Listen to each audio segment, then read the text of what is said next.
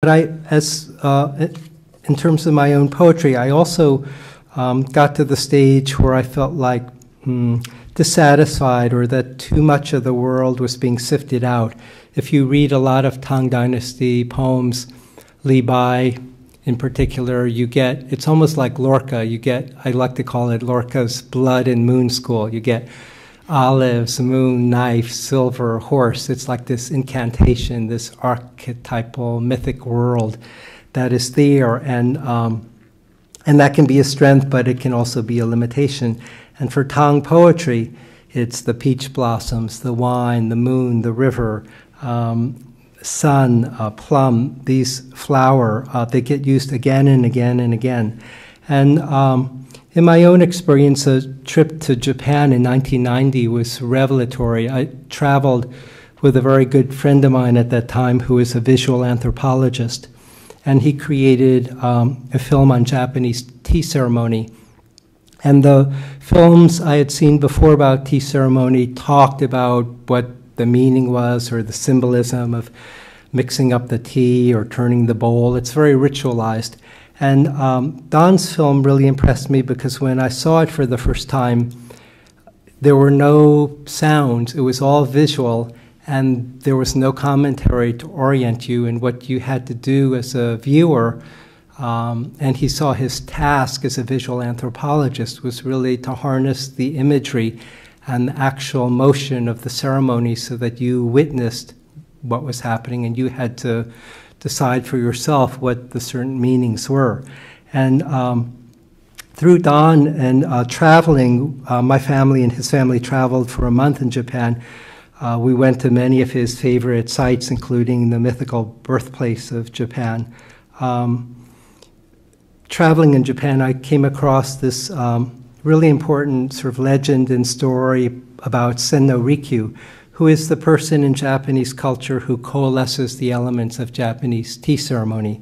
And there are different versions to this legend and story. D.T. Suzuki tells a kind of muted one, and the one I like is a little wilder. But in the legend, and this is true, a merchant pays a fortune to buy a tea bowl. And in Japan, these tea bowls that have been passed down generation after generation have this enormous lineage and history. And Kawabata, for instance, I think in 1,000 Cranes has this image of the tea bowls where they become more permanent than the people who own them or trade them or use them.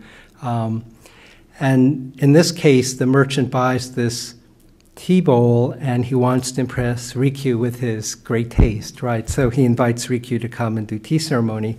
And at the end, he asks, well, how did you like it?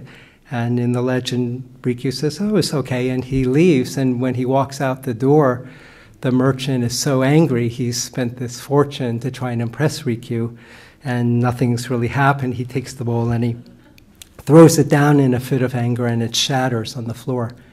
And in some versions, it's a servant, but and in other versions, it's a friend. But say, in this case, a servant comes and gathers up all the shards and glues them back together, and it creates this very irregular kind of a bowl, and misshapen and missing bits, and they stick it back on the shelf. And in the legend, Rikyu comes back to this village a few years later. He's invited to do tea ceremony. And he picks this bowl off the shelf, and he says, ah, what a fantastic tea bowl, who made it? And in many ways, I had to sort of break apart my own conception of a poem, or the conception of a Tang poem, or the idea of a well-wrought urn, or the idea of an artifact. And in the legend of Rikyu, it seems to me the original potter had a hand in making it. The merchant who smashes it has a hand in making it. The servant who glues it back together has a hand in making it.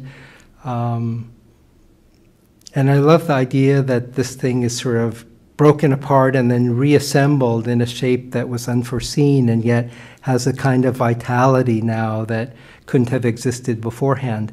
And for me, in many ways, that was what happened when I began to write or work with the poetic sequence. In classical Chinese calligraphy, there's this idea of what's called rhythmical breath.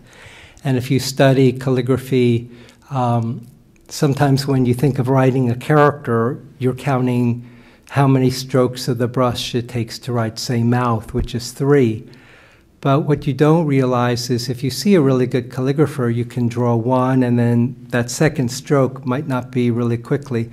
I've seen a Japanese calligrapher, Kazuaki Tanahashi, for instance, start that second stroke, and I expected him to do it in one motion, and he gets to the edge, and then he just stays there. And I'm like thinking, counting 1, 2, 3, and he's just staying there, and then suddenly he goes down.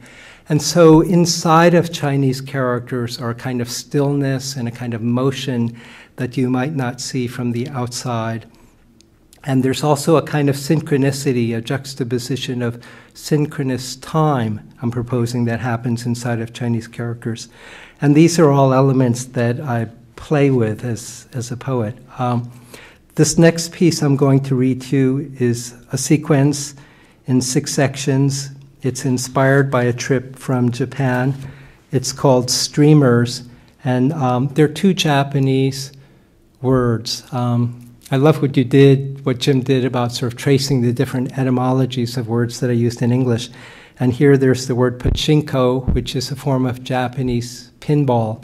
If you've ever been to Japan, they're like fantasy zones. You're walking down the street and you hear this loud ringing and lights are flashing, and in a very small space are these vertical pinball machines, and the balls drop very quickly and the lights flash, and so that word is in there. And then toward the very end is this word enzo, which means circle in Japanese, which in Zen calligraphy is very, very important, to draw the circle as the idea of, I put here at the bottom of the handout, circle, totality, emptiness, enlightenment itself. Different Zen masters have drawn the enso differently, and then they've usually attached a kind of commentary or phrase. And sometimes the circle is drawn so beautifully you can't really see where it began and where it ended. And another famous Zen master took the circle and he fractured it into 2 lines that don't touch. Hakuin, one of the Zen masters, drew a circle, and then he wrote a kind of a koan, and it goes, no space in the 10 directions, not 1 inch of great earth.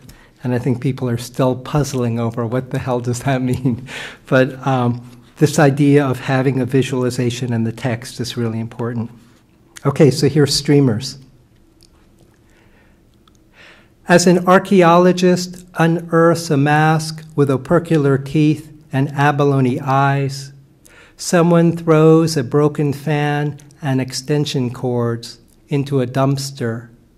A point of coincidence exists in the mind, resembling the tension between a denotation and its stretch of definition. Aurora, a luminous phenomenon consisting of streamers or arches of light, appearing in the upper atmosphere of a planet's polar regions, caused by the emission of light from atoms excited by electrons accelerated along the planet's magnetic field lines, the mind's magnetic field lines. When the red shimmering in the huge dome of sky stops, a violet flare is already arcing up and across, while a man foraging a dumpster in Cleveland finds some celery and charred fat, hunger, angst, the blue shimmer of emotion, water speeding through a canyon, to see only to know, to wake finding a lug nut, ticket stub, string, personal card, ink smear, $2.76.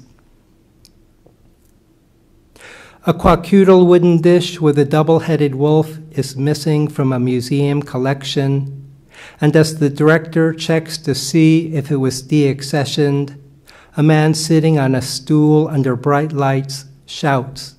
A pachinko ball dropped vertiginously, but struck a chiming ring and ricocheted to the left. We had no sense that a peony was opening, that 1,000 white buds of a Kyoto camellia had opened at dusk and had closed at dawn. When the man steps out of the pachinko parlor, he will find himself vertiginously dropping in starless space. When he discovers that his daughter was cooking over smoking oil and shrieked in a fatal asthma attack, he will walk the bright streets in an implosion of grief. His mind will become an imploding star. He will know he is searching among bright gold threads for a black pattern in the weave.